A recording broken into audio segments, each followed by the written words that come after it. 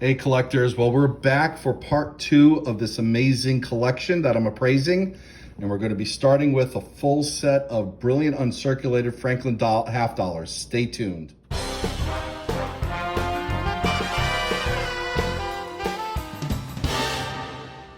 Hey collectors, thanks for watching. I'm the collector of coins, and that's right, we're doing part 2 of this incredible collection. We're going to be starting with Franklin half dollars, as I said in the intro, and we're going to be taking it from there. Hopefully you saw part 1 of this video. If you haven't, I put a link down at the description, and I'll put a link up top for you. And if you haven't subscribed yet, you may have missed the notification. Why don't you take this as an opportunity to subscribe? I'll stop talking. We'll start looking at these one at a time, and I'll show them to you shortly. Well, collectors, we've been looking at this complete Franklin half dollar collection, and as you can see, these are all brilliant uncirculated. And I know that they're labeled BU, but as I looked at each of these underneath the microscope, we can see, and I'll show this to you shortly, you can see full bell lines on the back. So right there, that's a not easy to come by. Full bell lines command a premium. But as you look at the surface of the reverse here, one of the things that you will not see are any contact marks. These coins have full luster. Look at the obverse here. Absolutely no nicks, just a perfect coin. And most of them are like that. I would say that the majority of these coins are at least MS65. The one that we just looked at, the 1948, I would think could possibly grade as high as MS66 or higher. About 90% of these have full bell lines. A few don't. There are a few that I would say probably would grade in MS63 or MS64. But again, the majority of them, MS65 or higher. You don't see this very often, and certainly don't see it unslabbed.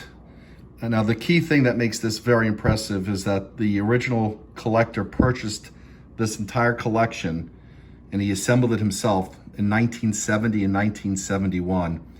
And even at the time, a few of these he spent as much as $15 for. I would say what we're looking at here is at least $6,000, not graded, possibly more if graded. Leave a comment, let me know what you think this is worth. Again, this is just a very special, complete Franklin half dollar collection, and I'm glad that I can share it with each of you. Well, collectors, I'm not an expert on Canadian coinage. So we have 17 uncirculated Canadian dollars, silver dollars, all from the 70s, including the silver Jubilee of Queen Elizabeth. Some have really nice toning, just really beautifully minted early 70s silver from Canada, and quite a number of them. I would say we're probably looking at $35 to $40 a piece, possibly more to the right buyer. Can't complain about nice silver. Hey collectors, figured I'd show you 2 of the Bicentennial silver proof sets. These are clad silver, pretty nice looking. You don't come across them all that often in these presentation cases. Worth about $25 a piece. Well, we've been looking at a number of Eisenhower Proof dollars that are in these nice presentation cases, and we have them from 1971 to 1974. We've been looking at varieties, and I want to show you guys 2 different ones. This is 1971S, they both are, but we're gonna do a zoom in on Liberty. And we're gonna look at the R in Liberty, and you can see at the base of the straight portion of Liberty right here, you have a serif. We're gonna look at the other 1971S, and we're gonna note that in Liberty, there is no serif. Now, according to the Cherry Picker's Guide, that would be called a peg leg R, but the Cherry Picker's Guide only notes them for the mint state coins that were made for circulation, not proof. I think we may have just found a variety that was not recorded before. Either way, we're going to call this the peg leg R variety of 1971 out of San Francisco, Eisenhower Proof.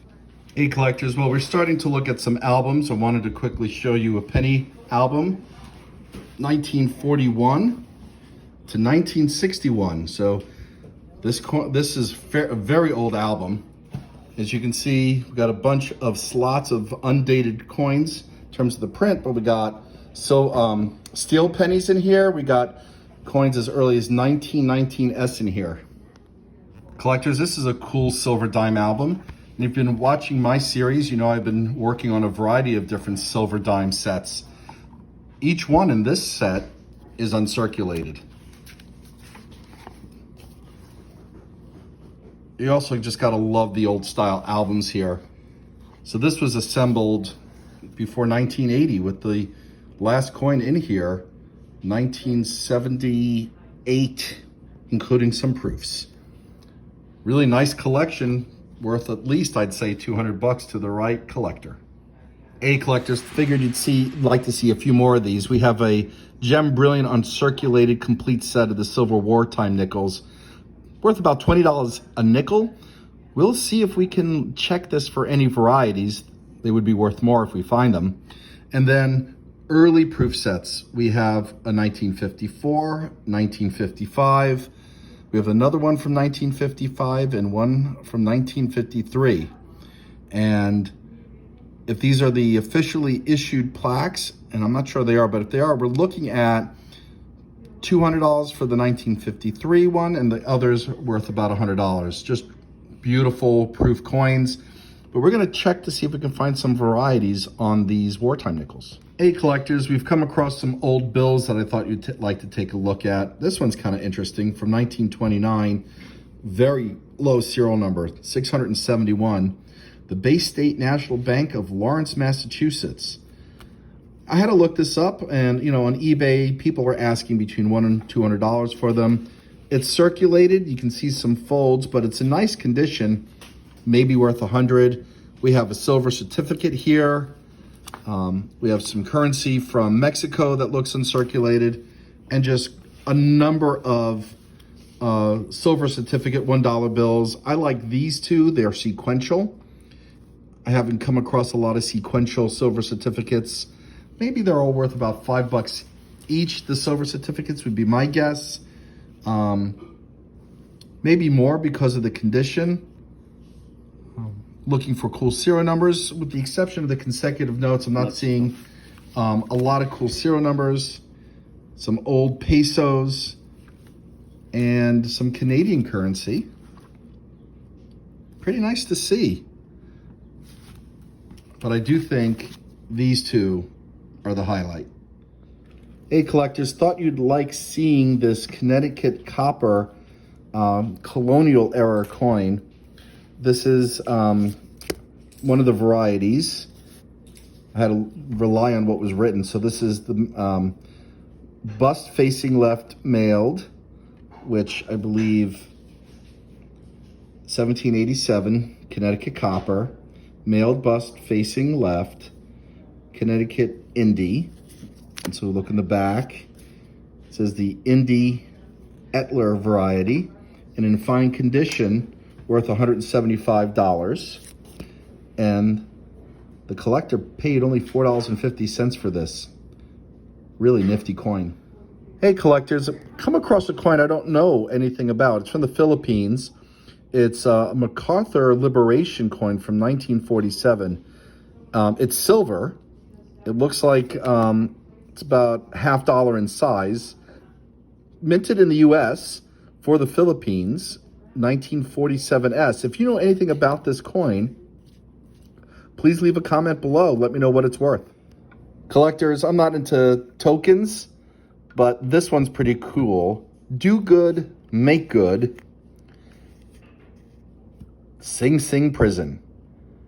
10, I don't know what unit, but it's 10. Well, we found a bunch of rolls of silver dimes, late 40s. We got 5 rolls of Mercuries and 1 roll of uncirculated Roosevelt dimes from 1964. 50 dimes, let's assume it's a full roll of 50 dimes, $2 each in silver, looking at $100 each. That's about $600 worth of silver. Collectors, I just looked in a tube of random nickels. Most of them were from the 80s and 90s, except for this one from 1939. And this one is from San Francisco. We got a key date nickel here. Awfully cool to find.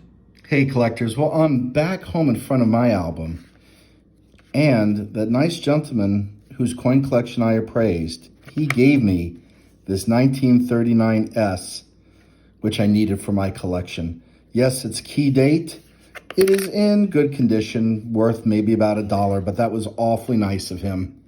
And so we'll add it to the album, and we just need 2 more to complete this particular album. What a great day. Well, anyway, collectors, thanks for watching. And as always, happy collecting.